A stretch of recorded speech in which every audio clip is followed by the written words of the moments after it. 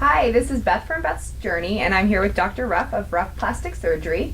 And we've compiled a list of questions from you guys to ask Dr. Ruff, so I'm just going to dive right in. Dr. Ruff, what would you say for someone who's undergone a lot of weight loss, some of the most common procedures that they come in to consider? It honestly depends on where the weight loss has occurred. There are a lot of people who hold most of their weight right in their midsection, so abdominoplasties, or sometimes going all the way around, which is called a torsoplasty or body lift. That's very common. Arm surgeries or brachioplasties is also common. With massive weight loss in women, we see a lot of breast deflation. A lot of the times we can use that tissue and lift the breast. Sometimes they need to be reduced, so it depends on what is remaining in the breast area. And then liposuction and thigh lifting is probably rounds it out. There are patients for whom facelifting and other facial surgery may be an option. They tend to be older patients who don't have great skin turgor anymore. Commonly patients would be searching for those at that age anyway. But it really kind of goes stem to stern, and it really depends on where the weight has been held and then where the deflation has occurred. Okay. And so basically what I heard you say is arms, thighs, midsection or full belt lift. How many of those, or breasts, how many of those areas would you recommend operating on at one time? Like, what's the most areas that you would do? That's a great question as well, and one we get actually frequently in these situations because patients come in with a number of areas. We usually like to keep our surgeries under 6 hours. Okay. 6 hours is my time limit. When you start going beyond 6 hours, the number of and severity of complications actually starts to rise pretty radically. And so what we can get done within 6 hours is what really limits us. That may be everything on some patients. It may be just the abdomen and a tummy tuck, breasts, and a little bit of liposuction on others. So it really does vary. It's more based on the time and the health of the patient going into the procedure as to the number of areas that we do. Okay. And if someone wanted to get more areas done than you could do in a single procedure, what's your recommendation for that? Would they come back like the next day or wait till they're healed up from the first one, or?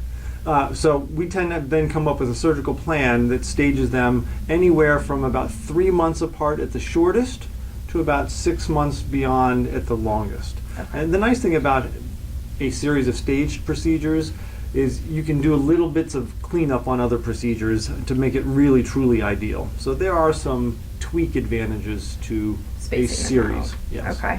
And so with all that said, in a weight loss journey and someone considering going through a body contouring surgery like I did, what point do you recommend starting to look into it? Should they be at their goal weight? Should they have been at their goal weight and maintained it for a certain period of time? What's the ideal time to do something like this?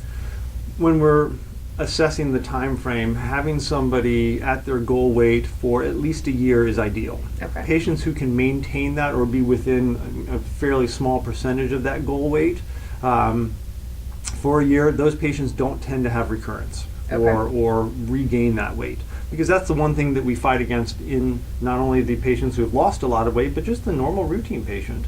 Weight management, lifestyle management is the one thing that can take a great surgical result, a lot of effort initially, and then be undone.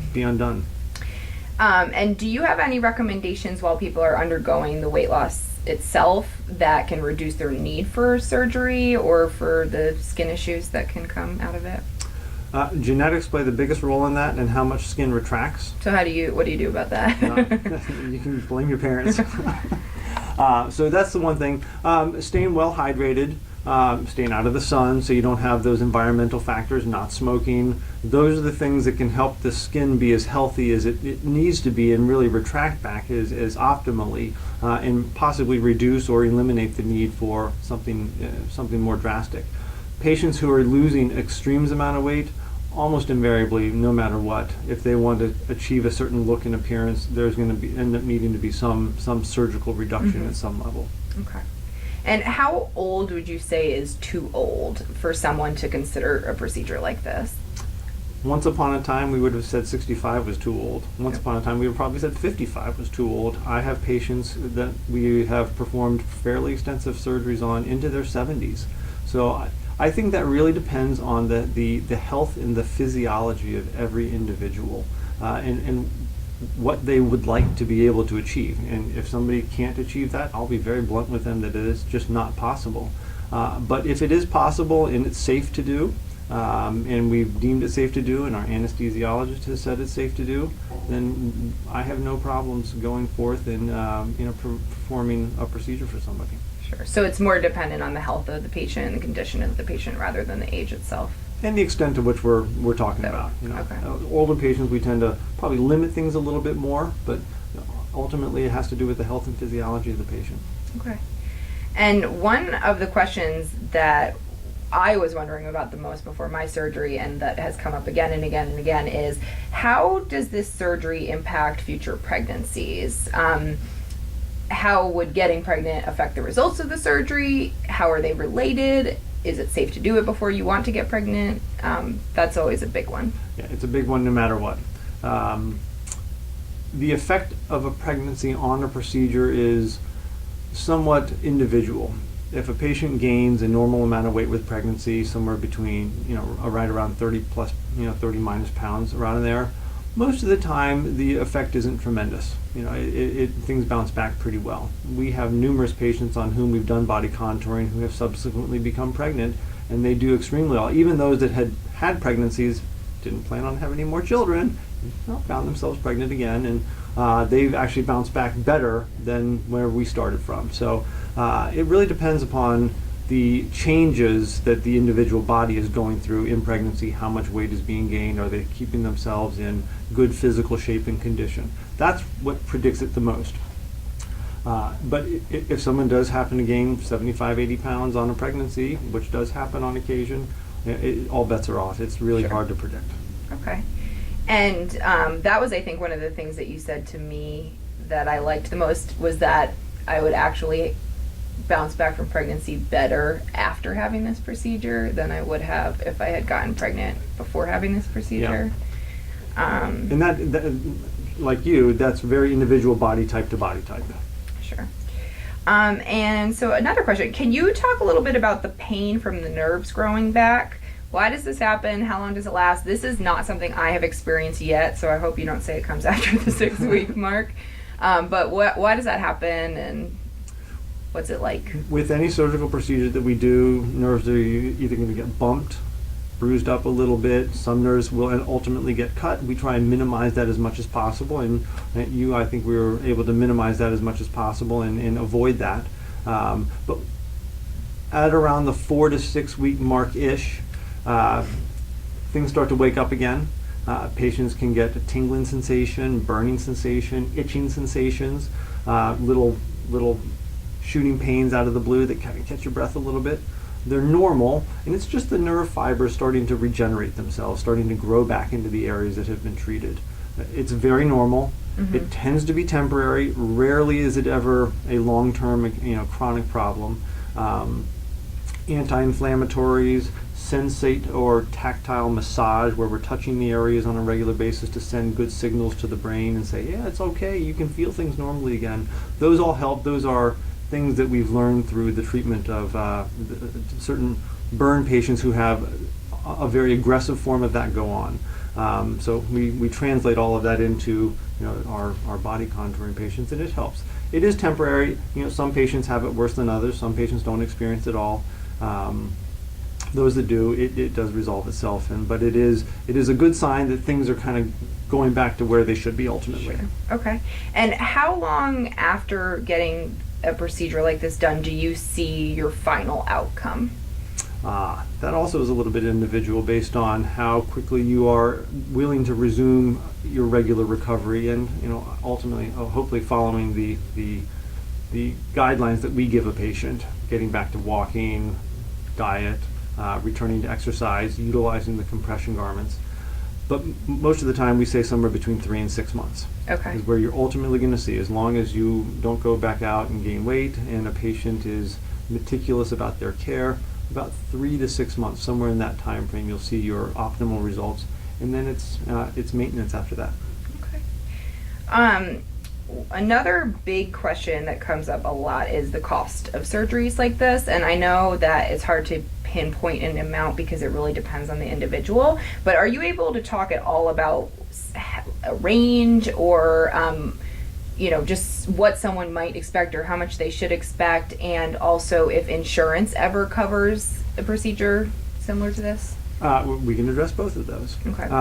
As far as a range, on an average abdominoplasty or tummy tuck with liposuction of the flank area, maybe some of the thigh regions, that on average will be with surgical fees plus associated OR and anesthesia fees in the $15,000 to $18,000 range on average. It may be a little bit more, a little bit less based on time frame that it takes us to do the planned procedure. Of course, adding more and more procedures on will change the cost of that.